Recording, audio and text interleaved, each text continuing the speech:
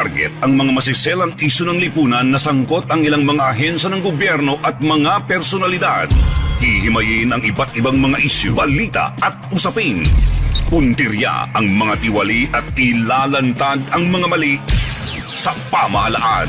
Walang sasantukin. Tamaan na ang tamaan. Kung salot ka sa bayan, sapul ka ni Rex Cayano sa Target. On air. Oras hatid sa inyo ng Grand 88 Gaming Corporation. Panatilihing masaya ang paglilibang. Magtakda na oras at limitahan ang gastos sa paglalaro. Huwag magsugal kung nalulungkot. Huwag hayaang makasira ng buhay at pamilya.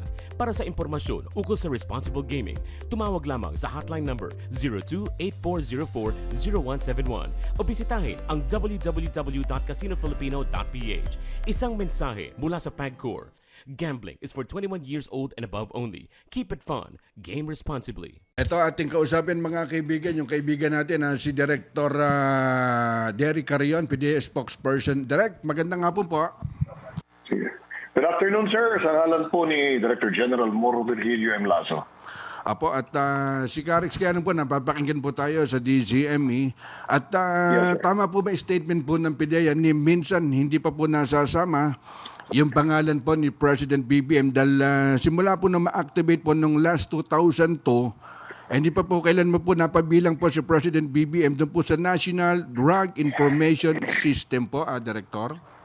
Opo, tama po yan, sir. At yan po ang ating pahayag na nilinaw po natin at in fact ay binasa rin po natin kaninang umaga during our agency's flag raising ceremony o para po sa kaalaman ng mga kasamahan din po natin dito at nang matulungan din po natin nila tayo na ma-disseminate po itong ating pahayag na ito, sir. Apo, at yung naging pahayag po ni dating Pangulong President Digong, kumbaga lahat po ng mga binabanggit niya po doon, kumbaga pasok po yan dito po sa NDIS, itong National Drug Information System, kaya hindi po makakaligtas kung sakali na may mga personalidad o mga politiko na mapapasama po doon sa lista, Director.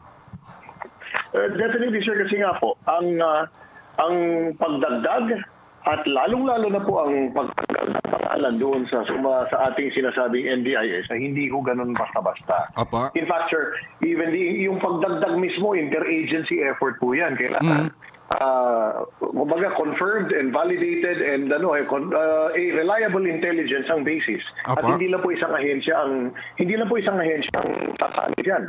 Hindi lang po kami. Kaya talaga kailangan po diyan may tulong ng iba't ibang ahensya ng pamahalaan upang makumpirma ang illegal drug activities ng isang tao na nararapat or yung talagang dapat maisali sa watchlist.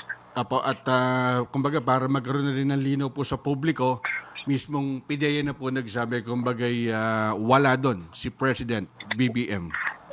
Yes, sir. Wala po siya at magpakailanman po. Wala ang pangalan niya. Maging doon po sa magugunitan niyo po, sir, noong 2016 ay nagkaroon din po ng isa pang listahan. Apa, yung narcolis. Yes, sir. Yung tinatawag na narcolis. Minsan ay tinatawag na Duterte or PRRD list. At eventually po ito, dahil binabarin po ito sa iba't ibang law enforcement agencies for continuing validation. Apa. Ay naging ano po ito, naging yung tinatawag na ngayon na Interagency Drug Information Database. Na hiwalay pa ito sa ating NDIS. At gayon din po sa listahang yon, wala rin po ang pangalan ni Pangulong Ferdinand Romualdez Marcos Jr. Kaya dyan po nililinaw natin, sir, na talagang sa mulat-mulat po, pakailanman ay wala siya sa mga listahan po natin. Apo, at Director, cambio naman po tayo ng paksa at may mga nakakausap po kami, mga ilang barangay. Ano po yung, kumbaga, para masabi po natin na drug clear ang isang barangay? Kapag drug cleared po ang barangay, sir, may mga sinusunod po tayong parameters. Kabilang na rin po dyan yung dapat yung watchlist po nila mismo, cleared yan. Cleared in such a way na hindi naman po natin sinasabi na yung, kasi iba ang pagkakaintindi po ng iba pag sinabi na clear yung watchlist, baka iniisip po nila kailangan nawala na sa mundo yung mga nasa listahan. No, hindi, sir. Ang kailangan lang po dyan ay kung ang nakalagay po dun sa watchlist ay user, isang taong ito, ay kailangan po na kumbaga ay may kaukulang intervention na ibinigay dun sa taong yun. Depende po sa level ng kanyang paggamit ng illegal na droga, kung either community-based or facility-based intervention. At kapag naman po ang tao ay kilalang pusher o nagbebenta o nagpapakalat ng illegal na droga, ang nararapat po dyan ay anti-drug operation. Maliban kung siya ay nagreforma at nag-avail po ng tinatawag na reformation under balay silangan, which is iba kasi sir ang rehabilitation. Yan po para sa drug user. Apa. Kapag street offender na nahikayat lamang na pumasok sa industriya ng illegal na droga, dala ng kagipitan sa buhay, maaari po sila siguro mag-qualify. Depende sa rekomendasyon ng mga otoridad sa kanilang lokal. Maaari po sila sumama dun sa tinatawag na Balay Silangan Reformation Program po natin. Apo. Upang maigawi ang kanilang atensyon at ang kanilang skills na mas kapakipakinabang na hanap buhay na hindi po sangkot sa illegal na droga. Apo, So yung mga ganyang bagay po. And then, kasama na rin po dyan dapat na walang drug den, walang laboratorio ng shabu, walang plantasyon ng halaman na pinagkukunan na illegal na droga tulad ng marijuana, walang imbakan ng kemikal, wala rin yung ruta or yung source ng supply ng illegal na droga sa kanilang lugar. Yan po yung kabilang sa mga parameters po natin upang matawag na drug-cleared ang isang barangay, sir. Apo, at may mga pagkakataon kasi minsan sumasama ako sa mga coverage po ng PIDEA. May pagkakataon Yes, na kailangan minsan i-bypass minsan yung isang police station kapag may operation po tayo doon para hindi po masunog yung operation po ng PIDEA. Opo, ganun talaga.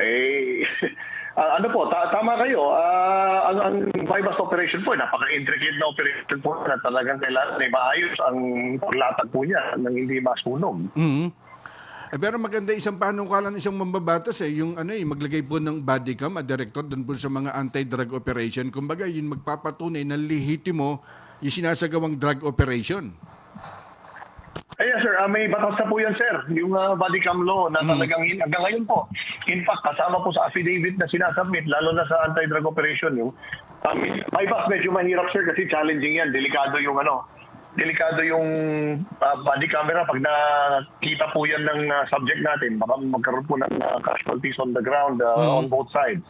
Kasi surely lalaban po yan. Pero pag search warrant operations or other applicable planned anti-drug operations gaya ng interdiction, required po dyan yung affidavit ng yung wearer ng body-worn camera. Kasama po yan sa sinusumiti sa korte, sir. Okay, at kami nagpapasalamat po, Director Eric Carrion ng PDEA spokesperson. Director, mabuhay po kayo. Ingat po palagi.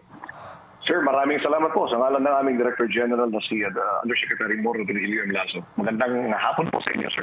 God bless. Huwag kang maglilipat. Baka ikaw na ang susunod na punteriya sa Target On Air ni Rex Kayanong. Yan ang tinig mga kaibigan ni Director Eric Carrion mula ho dyan sa PIDEA na. Oras hatid sa inyo ng Grand 88 Gaming Corporation. Sumainyo ang isa na namang makabuluhang edisyon ng Target On Air. Kasama si Rex Kayanong. Abangan muli bukas alas 3 hanggang alas 4 ng hapon. Kung salot ka sa bayan, ikaw ang isusunod ni Rex Kayanong na Target On Air. Nangunguna sa balita, impormasyon, musika, komentaryo at serbisyo publiko. Ito ang DZME 1530. Una sa kanan, ang himpilang may paninindigan.